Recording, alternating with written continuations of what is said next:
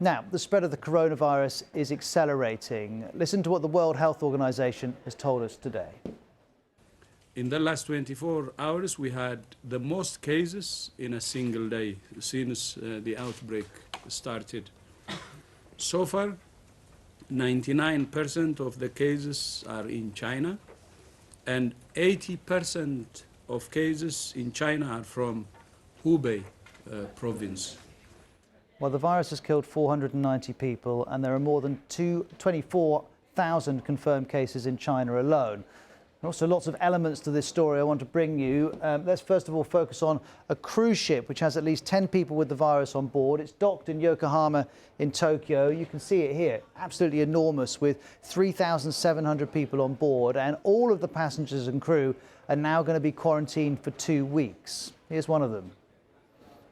We've got bottled water, but we've only had one hot drink that's been offered. The meals have completely changed. We are definitely no longer on a luxury cruise. It's just an extended 2-week cruise, but it's not going to be a luxury cruise. It's going to be like a floating prison. Well, a second cruise ship is docked in Hong Kong. The passengers too will be held in quarantine for 2 weeks. Rupert Wingfield-Hayes is there.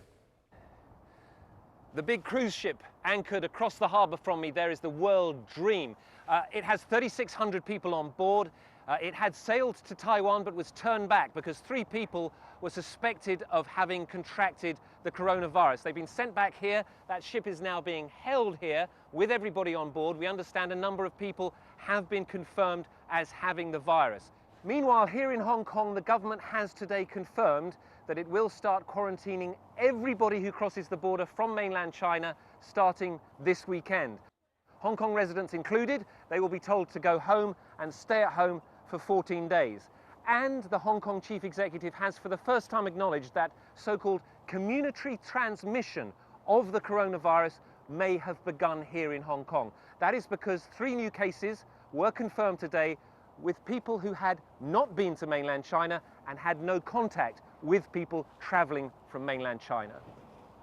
Well, China's health authorities are stepping up their efforts to quarantine people. They've now told 18 million people in the east of the country to stay at home. Meanwhile, in the city where this began, Wuhan, 11 public venues are now being turned into makeshift facilities to quarantine patients. Have a look at these pictures. This is an exhibition centre in Wuhan, but now, as you can see, it's housing around 2,000 beds. The only people who are being allowed to leave China are foreign nationals, and they're being quarantined in their respective countries. So here we have pictures from Russia, where people have just arrived in Siberia. They've been flown straight there. They'll stay in a facility and monitored for 2 weeks. They'll have had better times, I'm sure. Then these are pictures from El Salvador, where people have been returning home. They're being monitored at a local hospital in what's being called an isolation room. And then there are these pictures of Australian nationals arriving at Christmas Island. Now, this is an island 1,400 kilometres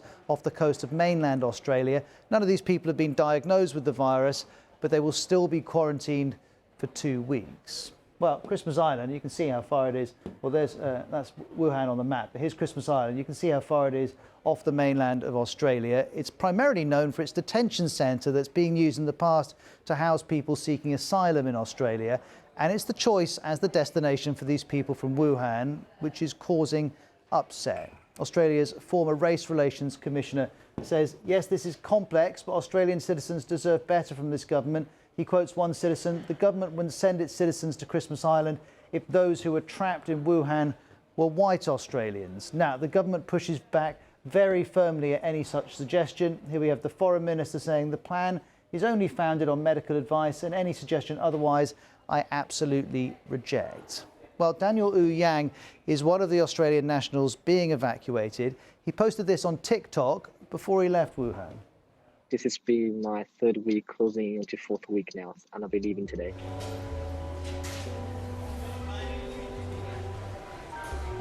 I think it'll be okay. It's the best that we can do in this situation, really. I think everyone would prefer to be taken to anywhere in Australia. Now, we know some of the evacuees aren't happy with the conditions on Christmas Island. For example, they've been sharing pictures. There's a cockroach that one woman spotted in her bedroom. Others have been reporting other insect problems. We also have an image of some of the food that's being served. Some evacuees are complaining the quality of the meals is just not any good. The authorities, though, have a different perspective. This is a leaflet that was given to everyone being taken to Christmas Island. It says the food will be hygienic, as will the accommodation. Well, next we're going to hear from Jennifer Nuzzo, an expert on global health security. Here's her analysis on all of these different quarantine measures in all these different countries and whether they're helping. I really worry about these approaches. I mean, I don't think that they're going to be effective at keeping the virus out of countries. I think that countries have to assume there may even be virus already circulating that they're not finding because they're only looking for it in people who have traveled from China. We know this epidemic has been going on for weeks before we even noticed it. So we have really no good sense of where in the world the virus is transmitting. But what we do know is that these measures can be incredibly disruptive.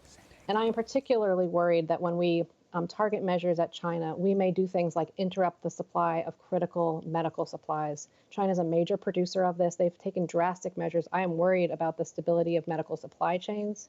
I think rather than isolate China and sort of penalize it for being forthcoming about its cases, it's in every country's best interest to try to work with China and to help them get a handle on this epidemic and focus internally on efforts to mitigate the spread of the virus and to protect those who may be most vulnerable from it.